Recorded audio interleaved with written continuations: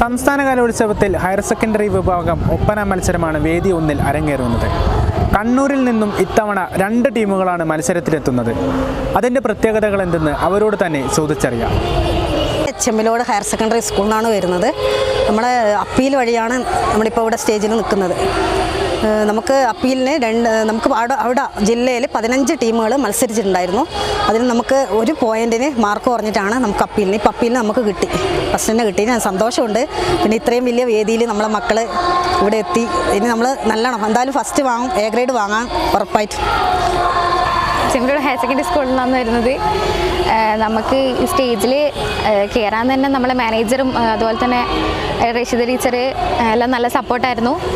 പിന്നെ നാസർ പറശ്ശിനി സാറാണ് നമുക്ക് ഒപ്പന പഠിപ്പിച്ചു തന്നത്. നല്ല സപ്പോർട്ടായിരുന്നു എല്ലാത്തിനും. നമ്മൾ എന്തായാലും A ഗ്രേഡ് മേടിക്കുമെന്നാണ് വിശ്വാസം. നമ്മുടെ ഭാവിയാണ്. So no compromise. G Tech.